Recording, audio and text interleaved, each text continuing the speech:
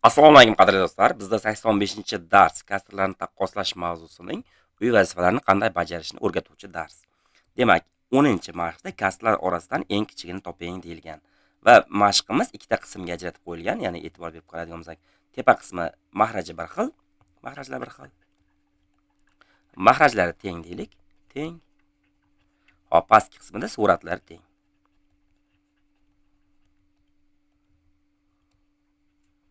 Hop, eng kichik kasrni qanday topamiz? Buning uchun kasrlarni taqqoslaymiz. Keling, mavzuni qisqa tushuntirib o'taman. Ya'ni kasrlarni taqqoslash.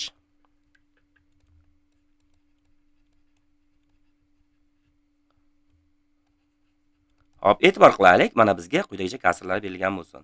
Mana 1/5, 2/5, 3/5 va hokazo 4/5 ko'rinishda kasrlar berilgan bo'lsin. Shularni taqqoslashimiz kerak. Ya'ni eng kichigi qaysi, eng kattasi qaysi aniqlab olishimiz kerak. Buning uchun nima qilamiz? E'tibor bering. Mahrajlar bir xil kasrda. Mahrajlar bir xil. Hop, suratlar har xil. Mana shu vaziyatda mahraj bir xil bo'lganda, eng katta kasrni yoki eng kichik kasrni aniqlash uchun surati eng kichigi bo'ladi. Ya'ni yozaman. Surati eng kichik kasr eng kichik bo'ladi.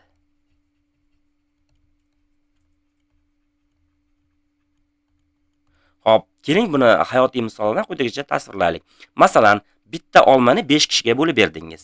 Hop, endi ikkita olmani 5 kishiga, keyin 3 ta olmani 5 kishiga, keyin 4 ta olmani 5 kishiga bo'lib berdingiz. Ya'ni siz 4 ta guruh deb tasavvur qiling. Birinchi guruhga bitta olmani, ikkinchi guruhga 2 ta olmani, uchinchi guruhga 3 ta olmani va 4-chi guruhga 4 ta olmani teng 5 ta bo'lib berdingiz. Qaysi guruhdagilar kattaroq olma bo'lagini oladi? Albatta, mana bu surati katta, ya'ni 4 ta olma olganlar eng kattaroq olma bo'laklarini olishadi. Shu sababdan surati eng kichik kasr eng kichik bo'ladi. Ya'ni bizda 1/5 eng kichik. Endi surati eng kattasi-chi desak, surati eng kattasi eng katta bo'ladi. Hop, bu nima degani? Bu degani e'tibor bering. Hop, bizda surat qaysi? 4/5 eng katta. Mana bu kasrlarni taqqoslaydigan bo'lsam, demak 1/5 kichik, 2/5 undan katta, 3/5 undan ham katta va 4/5 hammasidan katta.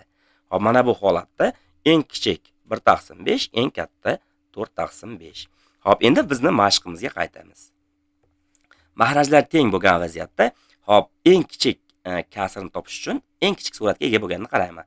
Eng kichik suratga ega bo'lgan mana bu joyda 3. 3 suratga ega bo'lgan kasr. Demak, eng kichik kasr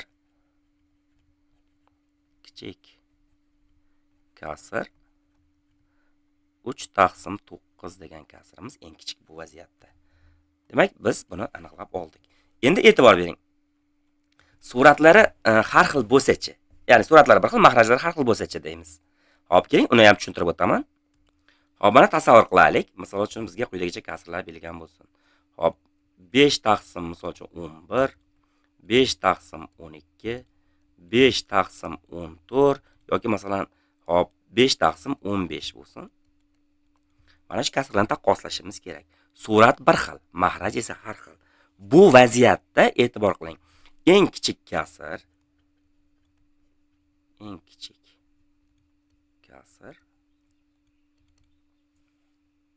hop, eng kichik kasr surati eng katta bo'lgani bo'ladi. Ya'ni mana suratlarni solishtirib chiqadigan bo'lsam, eng katta surat mana 15 ta. Ya'ni tasavvur qiling, 5 ta olmani 11 kishiga bo'lib berdingiz, 5 ta olmani 12 kishiga, 5 ta olmani 14 kishiga, 5 ta olmani 15 kishiga. 5 ta olmani 15 kishiga bo'lib berganingizda olma bo'laklari kichkina bo'lib ketadi.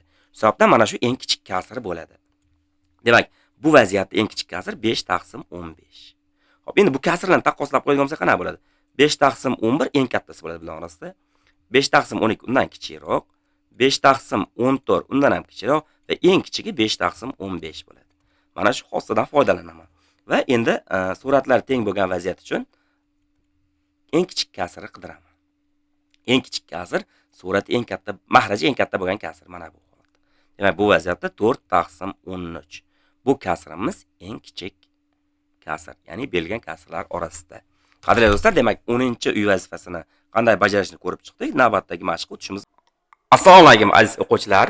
Biz sizlarga 4-sinf matematika darslarining murakkabligini hamda maktabda dars vaqtida vaqt yetkazish qiyinligini hisobga olgan holda 4-sinf matematika onlayn kursini taqdim qilamiz.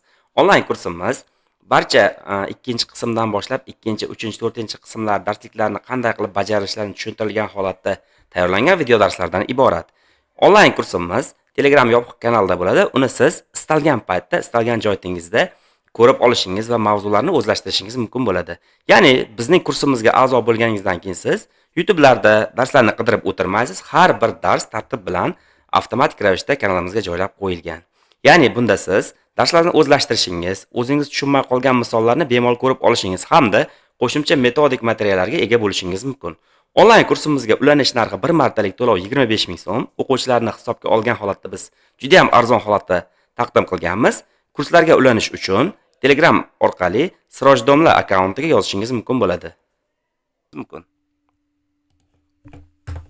Xo'p, navbatdagi mashqimiz.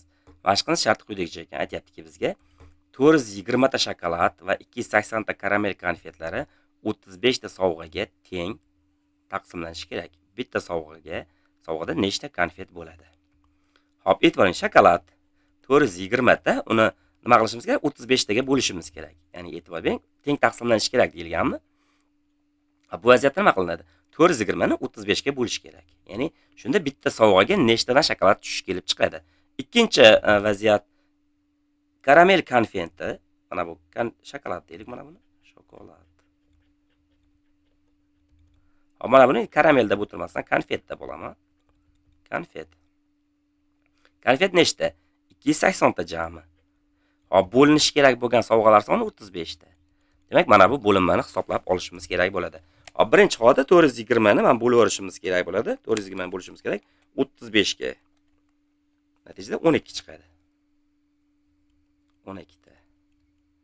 Hop, endi ikkinchi holatda 280 ni bo'lishimiz kerak 35 ga. 8 ta chiqadi. Hop, bizdan mashqlar nima so'rayapti? Bitta sovg'ada nechta konfet bo'ladi deyilgan. Demak, bitta sovg'ada